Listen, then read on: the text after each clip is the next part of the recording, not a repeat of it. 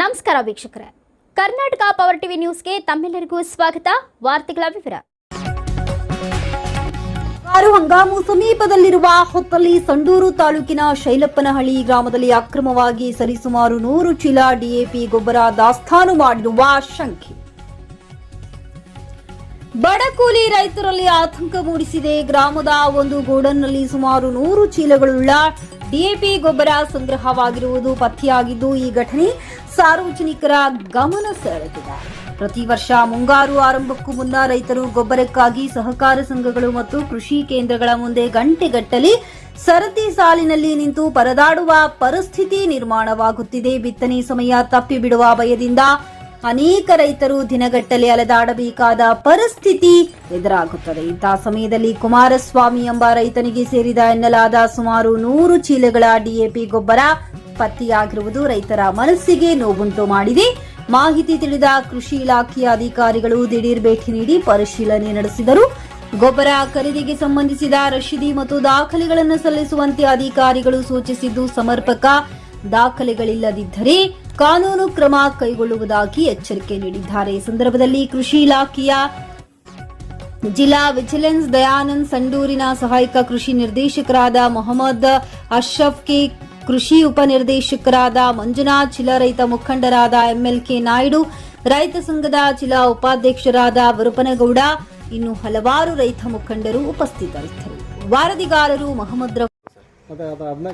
ಅಂತ ಹೇಳ್ತಾನೆ ಅಲ್ಲಿ ಕುಮಾರಸ್ವಾಮಿ ಅಂತ ಕೆಲಪ್ನಲ್ಲಿ ಕುಮಾರಸ್ವಾಮಿ ಗೊತ್ತಿಲ್ಲ ಸರ್. 1400 ನೀವು 1400 ಕೊಟ್ಟರೆ ಅದು ಮತ್ತೆ ನಾವು ಕೇಳಿರೋ ಪ್ರಕಾರ 1450 ಇದು 2020 ಜೇರಾದ್ಮೇಲೆ ಯಾವುದು 2020 ಜೇರಾದ್ಮೇಲೆ ಅದೆಷ್ಟು 1450 ಸರ್. 1450 ಅದು ಇನ್ನೊಂದು ಐತಲ್ಲ, ಅದು DAP 1400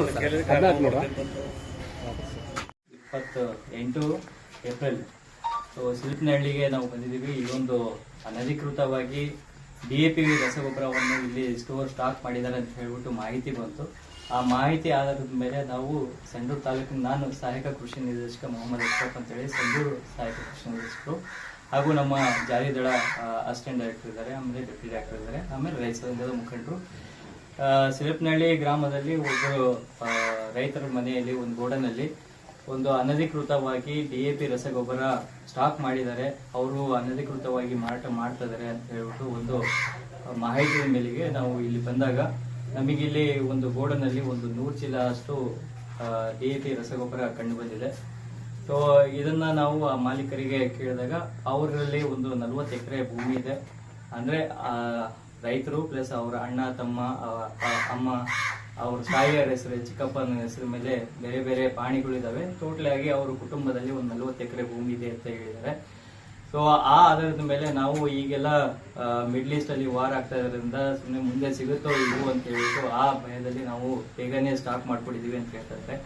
ಸೊ ಅಂತ ಅವ್ರ ರೈತರಿಗೆ ನಾವು ಕೇಳಿದೀವಿ, ಅವರು ಪಾಣಿಗಳನ್ನ ನಾವು ಒದಗಿಸಿ ಕೊಡ್ತೀವಿ, ಅದರ ತಕ್ಕಂತೆ ನಾವು ತಂದಿದ್ದಕ್ಕೆ ಅದನ್ನ ಬೊಮ್ಮಘಟ್ಟ ಸೊಸೈಟಿ ಮುಖಾಂತರ ನಾವು ತಗೊಂಡ್ಬಂದಿದ್ದೀವಿ, ಆ ಬಿಲ್ ಸಮೇತ ನಾವು ಕೊಡ್ತೀವಿ ಅಂತ ಹೇಳಿದ್ದಾರೆ. ಸೊ ಹಂಗಾಗಿ ಇದು ಓಕೆ. ಬಟ್ ನಾವು ಏನ್ ಮನವಿ ಮಾಡ್ತೀವಿ ರೈತರಿಗೆ ಅಂತ ಹೇಳಿದ್ರೆ, ಸೊ ಹಿಂಗೆ ತಂದು ಹಿಂಗೆ ಸ್ಟಾಕ್ ಮಾಡ್ಕೊಳೋದು, ಒಂದೇ ಸರಿಗೆ ಸ್ಟಾಕ್ ಮಾಡ್ಕೊಂಡು ಈ ಟೈಪ್ ಇಟ್ಕೊಳೋದು ಅದು ತಪ್ಪು. ಏನಾದರೂ ಭಯ ಭೀತಿ ಅಂತದೇನಿಲ್ಲ, ಸಾಕಷ್ಟು ರಸಗೊಬ್ಬರ ಬರ್ತಾನೆ ಇದೆ. ಕ್ರಮೇಣವಾಗಿ ನಿಮಗೆ ಎಲ್ಲಾ ರೈತರಿಗೂ ಕ್ರಮೇಣವಾಗಿ ಸಿಕ್ಕೇ ಸಿಗುತ್ತೆ. ಸೊ ಸುಮ್ಮನೆ ಭಯ ಬಿದ್ದು ಹಿಂಗೆಲ್ಲ ಸ್ಟಾಕ್ ಮಾಡ್ಕೊಂಡ್ರೆ ಸುಮ್ಮನೆ ಬೇರೆ ಇನ್ಫಾರ್ಮೇಶನ್ ಹೋಗುತ್ತೆ ಅಂತ ಹೇಳ್ತಾ, ಅದೇ ರೀತಿಯಾಗಿ ಈಗ ಏನ್ 100 ಚೀಲ DAP ರಸಗೊಬ್ಬರ ಸಿಕ್ಕಿದೆ, ಸೊ ಅದನ್ನ ನಾವು ಆ ಮಾಲೀಕರಿಗೆ ಹೇಳಿದೀವಿ, ಎಲ್ಲಾ ಡಾಕ್ಯುಮೆಂಟ್ಸ್ ಅನ್ನು ನೀವು ಕರೆಕ್ಟ್ ಆಗಿ ನಮಗೆ ಪೂರೈಕೆ ಮಾಡಿದ್ರೆ ಮಾತ್ರ ಆ 100 ಚೀಲವನ್ನು ನೀವು ಬಳಕೆ ಮಾಡ್ಕೋಬಹುದು. ಇಲ್ಲ ಅಂತ ಹೇಳಿದ್ರೆ ನಾವು ಸೀಸ್ ಮಾಡ್ಲಿಕ್ಕೂ ನಾವು ಮುಂದೆ ಆಗಿದ್ದೀವಿ. ಸರ್, ಈಗ ಸ್ಪಾಟ್ನಾಗ ಅವ್ರು ತಂದು ಈಗ ಎಷ್ಟು ದಿನ ಆಗತ್ತೆ ಅಂತ ಏನಾದ್ರು ಮಾಹಿತಿ ಐತಾ ತಮ್ಗೆ? ಈಗ ಸ್ಟಾಕ್ ಮಾಡ್ಬಿಟ್ಟು ಈಗ ಮಾಲೀಕರಿಗೆ ಕೇಳಿದಾಗ ಒಂದು ವಾರದಿಂದ ಒಂದು ವಾರ ಆಗಿದೆ ಅಂತ ಹೇಳಿದ್ದಾರೆ. ಸೊ ಅದನ್ನ ನಾವು ಡಾಕ್ಯುಮೆಂಟ್ಸ್ ಕೇಳಿದೀವಿ, ಆ ಡಾಕ್ಯುಮೆಂಟ್ಸ್ ಕೊಟ್ರೆ ನಮ್ದೇನು ಆಗ್ತದೆ. ಈಗ ವಾರ ಆಗಿ ತಂದು ಇಟ್ಕೊಂಡಿದ್ದಾರೆ, ಅವ್ರು ವಿತೌಟ್ ಬಿಲ್ ಇಟ್ಕೊಂಡಿದ್ದಾರೆ. ಈಗ ನಾಳೆ ಕೇಳಿದ್ರೆ ಅದನ್ನ ಅವ್ರ ಸೊಸೈಟಿ ಕಡೆಯಿಂದ ತಗೊಂಬರಲ್ಲ ಅಂತ ಏನ್ ಗ್ಯಾರಂಟಿ? ಇಲ್ಲ, ಬಿಲ್ ಇದೆ ಅಂತ ಹೇಳ್ತಿದಾರೆ, ಅವ್ರ ತಮ್ಮನ ಹತ್ರ ಇದೆ. ಬಟ್ ನಾವು ತಂದು ನಾವು ಪ್ರೊಡ್ಯೂಸ್ ಮಾಡ್ತೀವಿ ಅಂತ ಹೇಳಿದ್ರೆ ಓಕೆ, ತಂದು ಪ್ರೊಡ್ಯೂಸ್ ಮಾಡಿದ್ರೆ ಇಲ್ಲ, ಪ್ರೊಡ್ಯೂಸ್ ಮಾಡಿಲ್ಲ ಅಂತ ಹೇಳಿದ್ರೆ ಮುಂದಿನ ಕ್ರಮ ಆಗುತ್ತೆ. ಅದಕ್ಕೆ ಕಾನೂನು ಕ್ರಮ ಏನಿದೆ ಅದು ಡೆಫಿನೆಟ್ಲಿ ಮಾಡ್ತೀವಿ. ರೈತರು ಒಬ್ಬೊಬ್ಬ ರೈತರು ವಿಶೇಷ ಸಾಮಾನು ಇಟ್ಕೋಬೋದಾ ಗೊಬ್ಬರನ? ಇಲ್ಲ ಅವ್ರ ಪಾಣಿ ಎಷ್ಟಿದಾವೆ ಅದರ ಆಧಾರದ ಮೇಲೆ ತಂದು ಇಟ್ಕೊಳ್ಳಿಕ್ಕೆ ಅವಕಾಶ ಒಂದ್ ಇದೆ. ಎಕರೆಗೆ ಎಷ್ಟು ಕೊಡ್ತೀರಿ ಸರ್ ನಿಮ್ಮ ಇಲಾಖೆ ಪ್ರಕಾರ ಇಲ್ಲ ಹೇಳೋದು? ಸದ್ಯ ಈಗ ಯೂರಿಯಾ ಗೊಬ್ಬರಕ್ಕೆ ಅಂತ ಹೇಳ್ಬಿಟ್ಟು ಒಂದ್ ಚೀಲ ಅಂತ ಮಾಡಿದ್ದಾರೆ. ಅದನ್ನ ಅದು ಒಂದ್ ಪಾಣಿ ಒಂದ್ ಚೀಲನ? ಯಾವುದು ಒಂದು ಪಾಣಿ ಒಂದ್ ಚೀಲ? ಎಕರೆ ಮೇಲೆ ಬಟ್ ಇದು DAP ರಸಗೊಬ್ಬರ ಇರೋದ್ರಿಂದ DAPಗೆ ಅಂತದ್ದು ಯಾವ್ದು ನಿಯಮ ಮಾಡಿಲ್ಲ. ಸೊ ಸಾಮಾನ್ಯವಾಗಿ ರೈತರು ಮೆಕ್ಕೆಜೋಳ ಬೆಳೀತಾ ಇರೋ ರೈತರು ಎಕರೆಗೆ ಒಂದೂವರೆ ಚೀಲ ಹಿಂಗ ಬಳಕೆ ಮಾಡ್ತಾರೆ ಬಿತ್ತನೆ ಮಾಡ್ಬೇಕಂತ ಹೇಳಿದ್ರೆ. ಸೊ ಅದ್ರ ತಕ್ಕಂತೆ ಇವರು ತಂದಿದ್ದಾರೆ. ಬಟ್ ಆ ಡಾಕ್ಯುಮೆಂಟ್ಸ್ ನಾವು ಕೇಳಿದೀವಿ, ಅವರಿಗೂ ಕಾಲಾವಕಾಶ ಕೊಡ್ಬೇಕಾಗತ್ತೆ. ಈ ದಿಢೀರಂತ ಬಂತು ನಾವು ಕೇಳಿದ್ರು ಅವ್ರಿಗೆ ಡಾಕ್ಯುಮೆಂಟ್ಸ್ ಎಲ್ಲ ಬೇರೆ ಕಡೆ ಇಟ್ಟಿರ್ತಾರೆ. ಆ ಡಾಕ್ಯುಮೆಂಟ್ಸ್ ಅವ್ರಿಗೆ ಕಾಲಾವಕಾಶ ಕೊಟ್ಟಿದ್ದೀವಿ. ನಾಳೆ ಮಧ್ಯಾಹ್ನವರೆಗೆ ಅವ್ರು ತಂದು ಕೊಡ್ಲಿಕ್ಕೆ ಅಂತ ಹೇಳಿದೀವಿ. ನಾಳೆ ಮಧ್ಯಾಹ್ನವರೆಗೆ ಅವ್ರು ತಂದು ಕೊಟ್ಟಿಲ್ಲ ಅಂತ ಹೇಳಿದ್ರೆ ಇದು ಡೆಫಿನೆಟ್ಲಿ ಕಾನೂನಾತ್ಮಕ ಕ್ರಮ ಏನಿದೆ ಆ ಸೀಸ್ ಮಾಡೋದಿದೆ, ಆ ಸೀಸ್ ಮಾಡಿ ನಾವು ಕೇಸ್ ಮಾಡ್ಲಿಕ್ಕೆ ನಾವು ಮುಂದಾಗ್ತೀವಿ. ಮೊನ್ನೆ ಜಿಲ್ಲಾಧಿಕಾರಿಗಳೇ ಈ ರೀತಿ ವಿತೌಟ್ ಬಿಲ್ ಇದ್ರೆ ಅದು ಯಾವುದೇ ಮುಲಾಜ್ ನೋಡ್ಬೇಡ್ರಿ ಕೇಸ್ ಮಾಡ್ರಿ ಅಂತ ಹೇಳಿದ್ದಾರೆ ಅಂತ ಗೊತ್ತಾಯ್ತು. ಮತ್ತೆ ಇದಕ್ಕ ಈ ಸ್ಪಾಟ್ ಅಲ್ಲೇ ಕೊಡ್ಬೇಕಾಯ್ತು, ಈ ಸ್ಪಾಟ್ ಅಲ್ಲಿ ಕೊಡ್ತಾ ಇಲ್ಲ ಅವರು. ಹಂಗಿಲ್ಲ, ಈಗ ತಕ್ಷಣ ಬಂದಿರೋದ್ರಿಂದ ಅವ್ರ ಕಡೆನೂ ಇರ್ಲಿಕ್ಕಿಲ್ಲ. ಮನೆಯಲ್ಲಿದೆ ಅಂತ ಹೇಳಿದ್ದಾರೆ. ಒಂದು ವಸ್ತು ಖರೀದಿ ಮಾಡಿದ್ರೆ, ಯಾವ್ದೋ ಒಂದು ಅಂಗಡಿಯಲ್ಲಿ ಒಂದು ವಸ್ತು ಖರೀದಿ ಮಾಡಿದ್ರೆ ಅದನ್ನ MRP ರೇಟ್ ಹಾಕೊಂಡು ಬಿಲ್ ತಗೊಳೋದು ಇವತ್ತಿನ ದಿನದಲ್ಲಿ ಇದೆ. ಒಂದು GST ಹಾಕೊಡ್ತಾರೆ. 100 ಚೀಲ ತಗೊಂಡು ಸ್ಟಾಕ್ ಮಾಡಿ ಇಟ್ಟು ಬಿಲ್ ಇಲ್ಲ ಅಂತ ಹೇಳಿದ್ರೆ ಹೆಂಗೆ ಹೇಳ್ತೀರಾ? ಅವ್ರ ಕಡೆ ಬಿಲ್ ಇದೆ ಅಂತ ಹೇಳ್ತಾ ಇದ್ದಾರೆ. ಓಕೆ, ಹಂಗಾಗಿ ಅವ್ರಿಗೆ ಕಾಲಾವಕಾಶ ಕೊಟ್ಟಿದೀವಿ. ಅವ್ರು ಬಿಲ್ ತಂದು ಕೊಟ್ಟಿಲ್ಲ, ಪ್ರೊಡ್ಯೂಸ್ ಮಾಡಿಲ್ಲ ಅಂದ್ರೆ ಡೆಫಿನೆಟ್ಲಿ ನಾವು ಕ್ರಮ ಕೈಗೊಳ್ತೀವಿ. ನಿಮಗೆ ತಿಳಿಸ್ತೀವಿ. ಯಾವತ್ತಿನವರೆಗೆ ಟೈಮ್ ಕೊಟ್ಟಿದ್ರಿ? ನಾಳೆ ಮಧ್ಯಾಹ್ನ ಸರ್ ನಾಳೆ ಮಧ್ಯಾಹ್ನವರೆಗೆ ಅವ್ರು ತಂದು ಎಷ್ಟು ಮಾಡ್ಬೋದು ಸರ್ ಗೌರ್ಮೆಂಟ್ ರೇಟ್ ಪ್ರಕಾರ? ಗೌರ್ಮೆಂಟ್ ರೇಟ್ ಪ್ರಕಾರ ಅಷ್ಟೇ DAP ರೇಟ್ ಇರೋದೇ ಅಷ್ಟೇ. ಎಷ್ಟು? 1400? ಒಂದೊಂದು ಕಂಪ್ನಿದು ಒಂದೊಂದು ಐತೆ. ಈಗ ಇದಿರೋದು ಎಷ್ಟು? ಒಂದ್ ನಿಮಿಷ, ಈಗ ಒಂದೊಂದು ಕಂಪ್ನಿದು ಒಂದೊಂದು ರೇಟ್ ಆಗ್ತದೆ. ನಿಮ್ಗೆ ಕಾಣ್ತಾ ಇದೆಯಲ್ಲ ಸರ್, ಇದು ಏನ್ ರೆಡಿ ಮಾಡ್ಬೇಕು ಅಂತ ಹೇಳ್ತೀವಿ. 1350. 1350. ಇದು 1350 ರೂಪಾಯಿ ಐತೆ. ಅವ್ರು ತಂದಿರೋದು 1400. ಈಗ ನೋಡಿ ಒಂದ್ ಹೇಳ್ತೀನಿ, ಈಗ ಅವರು ಮಾತಾಡಿದ್ದಾರೆ. ಈಗ ನಾವು ಬಂದ್ವಿ, ಸಡನ್ ಆಗಿ ಕೇಳಿದ್ವಿ, ಅವ್ರು ಹೇಳಿದ್ರು.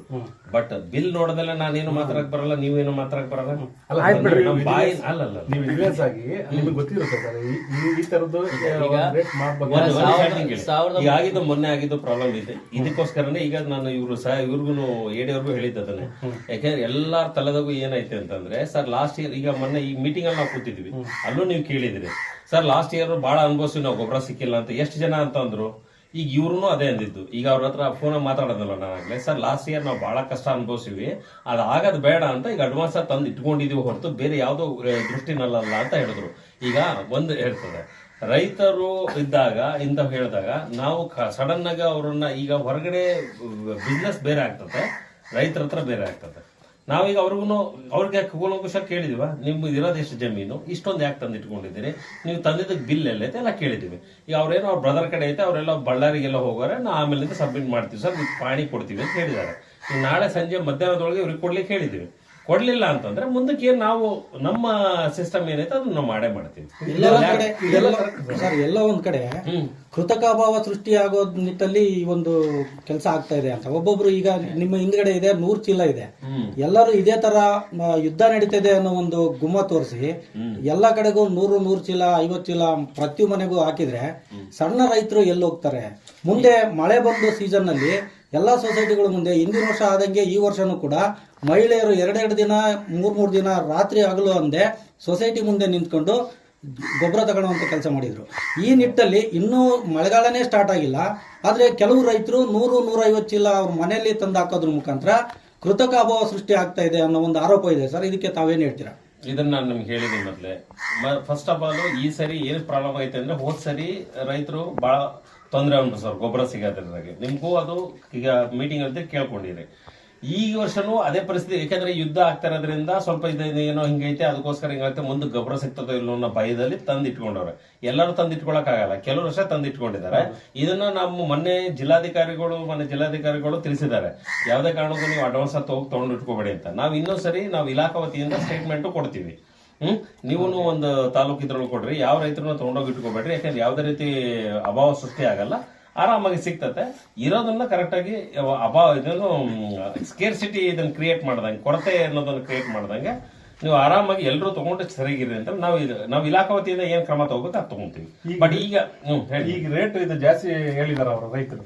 ಅವ್ರು ಹೇಳಿದಾರೆ ವಿಚಾರವಾಗಿ ಬಿಲ್ ಬೇಕಲ್ಲ, ಬಿಲ್ ಏನ್ ಪ್ರೊಡ್ಯೂಸ್ ಮಾಡ್ತಾರೆ ಅದ್ರ ಮೇಲೆ ನಾವು ಮುಂದೆ ಈಗ 1350 ರೂಪಾಯಿಗಿಂತ ಜಾಸ್ತಿ ಹಾಕಿದ್ರೆ ನಾವು ಅವ್ರಿಗೆ ಶೋಕಾಸ್ ನೋಟಿಸ್ ಕೊಟ್ಟು ಅದನ್ನ ಸ್ಟಾಪ್ ಸೇಲ್ ನೋಟಿಸ್ ಅನ್ನ ಕೊಡ್ತೇವೆ. ಖರೀದಿ ಮಾಡಿದಾರೆ ಹೇಳ್ತಾರೆ, ಖರೀದಿ ಮಾಡಿದಾರಲ್ಲ ಸರ್, ಅವರೇ ಹೇಳ್ತಾರೆ ನಾವು ಇಷ್ಟು ಕೊಟ್ಟಿದೀವಿ ಅಂತಂದೇಳಿ. ಇಲ್ಲ, ಅವ್ರ ಡಾಕ್ಯುಮೆಂಟ್ಸ್ ತೋರಿಸ್ಲಿ. ಓಕೆ, ಅವ್ರ ತಮ್ಮನ ಹತ್ರ ಇದೆ ಅಂತ ಹೇಳ್ತಾರೆ, ಅವ್ರ ತಮ್ಮ ತಗೊಂಬಂದಿದ್ದಾರೆ, ತಮ್ಮನ ಹತ್ರ ಇದೆ ಅಂತ ಹೇಳ್ತಾರೆ, ಮತ್ತೆ ಡಾಕ್ಯುಮೆಂಟ್ಸ್ ತೋರಿಸ್ಲಿ. ಅದಕ್ಕಿಂತ ಜಾಸ್ತಿ ಇದ್ರೆ definitely will take action on. ಅದು ಬೊಮ್ಮಘಟ್ಟ ಸೊಸೈಟಿಯಿಂದ ಹೆಚ್ಚಿಗೆ ರೇಟ್ ದರಕ್ಕೆ ಯಾಕೆ ಮಾರಾಟ ಮಾಡಿದ್ದಾರೆ ಅಂತ ಅವ್ರು ಕೇಳಕ್ಕೆ ಇದು ಮಾಡ್ತೀವಿ. ಓಕೆ ಅಂತೇಳಿ ಕರ್ನಾಟಕ ರಾಜ್ಯ ರೈತ ಸಂಘ ಜಿಲ್ಲಾ ಅಧ್ಯಕ್ಷರು. ಇವತ್ತು ಇಲ್ಲಿ ಬಂದಿದ್ರಿ ಸೊಸೈಟಿಗೆ, ಯಾವ ತರದ್ದು ಏನಾದ್ರು ಅಕ್ರಮ ಏನಾದ್ರು ಸಿಗ್ತಾ ಇಲ್ಲಿ? ಈಗ ಅಕ್ರಮ ಅನ್ನೋದಕ್ಕಿಂತ ಒಬ್ಬೊಬ್ಬ ರೈತರು 100 ಚೀಲ ತಗೊಂಡೋಗಿದ್ದಾರೆ. ಅದಕ್ಕೆ ಅಧಿಕಾರಿಗಳು ಬಂದಿದ್ದಾರೆ, ನಮಗೆ ಮಾಹಿತಿ ಬಂತು, ಅವ್ರ ಜೊತೆಗೆ ನಾವು ಬಂದಿದ್ದೀವಿ. ಯಾಕಂದ್ರೆ ಒಬ್ಬೊಬ್ಬ ರೈತ 100 ಚೀಲ ಇಟ್ಕೊಳ್ಳೋದು ತಪ್ಪು. ಈಗ ಕೃತಕ ಅಭಾವ ಮಾಡಕ್ ಹೋಗ್ಬಾರ್ದು. ರೈತರಿಗೆ ಪ್ರತಿಯೊಬ್ಬ ರೈತ, ಸಣ್ಣ ರೈತರಿಗೂ ಸಿಗಬೇಕು, ದೊಡ್ಡ ರೈತರಿಗೂ ಯಾರು ಸ್ಟಾಕ್ ಇಡಬಾರ್ದು. ಸ್ಟಾಕ್ ಇಟ್ಟರೆ ಅದು ಕಾನೂನು ಅಪರಾಧ ಆಗುತ್ತೆ. ಆದ ಕಾರಣ ಯಾರು ಸ್ಟಾಕ್ ಇಡಕ್ಕೆ ಹೋಗ್ಬೇಡ್ರಿ. ಸೊಸೈಟಿಯಲ್ಲಾಗಲಿ ಈಗ 1 ಎಕರೆಗೆ ಏನು ಸರ್ಕಾರ ನಿಗದಿ ಮಾಡುತ್ತೆ ಅದೇ ಪ್ರಕಾರ ಕೊಡಬೇಕು. ಇನ್ ಕೇಸ್ ಅವ್ರು ಜಾಸ್ತಿ ಕೊಟ್ಟರೆ ಅವ್ರ ಅಧಿಕಾರಿಗಳು ಅವ್ರ ವಿರುದ್ಧ ಕ್ರಮ ತಗೋಬೇಕಂತೇಳಿ ನಾವು ರೈತ ಸಂಘ ಒತ್ತಾಯಿಸುತ್ತಾರೆ. ಈಗ ಸೆಲ್ಲಪ್ನಳ್ಳಿಗೆ ಹೋಗಿದ್ರಿ, ಒಬ್ಬ ರೈತರ ಮನೆಯಾಗ, ರೈತ ಅಂತೆಲ್ಲ ಒಬ್ಬ ವ್ಯಾಪಾರ ಆತ ಅಂಗಡಿ ಇಟ್ಕೊಂಡಿದ್ದ, ಆತ ಕುಮಾರಸ್ವಾಮಿ ಅನ್ನೋರ ಮನೆಯಲ್ಲಿ 100 ಚೀಲ DAP ಇತ್ತು. ಅಲ್ಲಿ ದಾಖಲೆ ಕೊಡಂದ್ರೆ ಕೊಟ್ಟಿಲ್ಲ. ಇಲ್ಲಿ ಬಂದು ದಾಖಲೆ ಕೇಳಿದ್ರೆ ದಾಖಲೆ ಇಲ್ಲ ಅಂತ ಹೇಳ್ತಾರೆ. ಇದಕ್ಕೇನು ಹೇಳ್ತೀರಿ? ಈಗ ನಾವು ಅಲ್ಲಿ ನಾವೆಲ್ಲರೂ ರೈತರ ಪರವಾಗಿ ನೋಡೋದು. ಇವಾಗ ರೈತ ಅಂತೇಳಿ ಆತೇನು ಹೇಳಿದ್ರೆ ನಾವು ಹೋದಾಗ ಹೇಳಿದ್ರೆ ನಾವಿಲ್ಲ, ನಾವು ನಮ್ಮ ಹತ್ರ ಒಂದು 30 ಎಕರೆ ಐತೆ ನಮ್ಮದು, ಅಣ್ಣ ತಮ್ಮದು ಚಿಕ್ಕಪ್ಪ, ಅದಕ್ಕೆ ನಾವು ಇಲ್ಲಿ ಸ್ಟಾಕ್ ಮಾಡೀವಿ ಅಂತ ಹೇಳ್ತಿದ್ದಾರೆ. ಈಗ ಅಧಿಕಾರಿಗಳು ಕೂಡ ಪರಿಶೀಲನೆ ಮಾಡಿದ್ದಾರೆ. ಅಲ್ಲಿ ಅವರು ನಾಳೆ ಮಧ್ಯಾಹ್ನದೊಳಗೆ ಅವರು ದಾಖಲಾತಿಗಳು ತಗೊಂಡು ಆಫೀಸಿಗೆ ಬಂದುಬಿಟ್ಟು ಕೊಡಕ್ಕೆ ಹೇಳಿದ್ದಾರೆ. ಯಾಕಂದರೆ ನಿಮ್ದು ಎಷ್ಟಾಗಿದೆ, ಎಷ್ಟಿಲ್ಲ, ಎಷ್ಟು ನಿಮ್ಮದು ಎಕರೆ ಇದೆ, ಯಾರ ಹೆಸರು ಮೇಲಿದೆ ಅದು ನೋಡ್ಬಿಟ್ಟು ಅವ್ರು ಕುಲಂಕುಷವಾಗಿ ನೋಡಿ ಇನ್ ಕೇಸ್ ಹಂಗೇನು ಅವ್ರು ತಪ್ಪಿಸತ್ತಾದ್ರೆ ಅವ್ರ ವಿರುದ್ಧ ಕ್ರಮ ಕೈಗೊಳ್ತಾರೆ. ಅವ್ರೇನು ಹೇಳಿದ್ರು, ಬೊಮ್ಮಘಟ್ಟ ಸೊಸೈಟಿಯಲ್ಲಿ ನಮ್ದು ಬಿಲ್ಗಳು ಇದಾವೆ ಅಂತ ಹೇಳಿದ್ರು. ಇಲ್ಲಿ ಕೇಳಿದ್ರೆ ಇಲ್ಲಿ ಇಲ್ಲ, ಅಂದ್ರೆ ಇದಕ್ಕೆ ಎಡಿಟಿಂಗ್ ಹೋಗಿದೆ ಅಂತ ಹೇಳ್ತಾರೆ. ಇದಕ್ಕೇನು ಹೇಳ್ತೀರಾ? ಇದು ಕಾಕತಾಳಿ ಅಂತ ಆಗ್ತಾ ಇದೆ, ಅಕ್ರಮ ನಡೆದು ಕಂಡು ಬರ್ತಾ ಇದೆ ಮೇಲ್ನೋಟಕ್ಕೆ. ನಾಳೆ ಅಧಿಕಾರಿಗಳ ಪರಿಶೀಲನೆ ಮಾಡಿದಾಗ ಅದು ನಾಳೆ ಏನು ಅನ್ನೋದು ಗೊತ್ತಾಗುತ್ತೆ.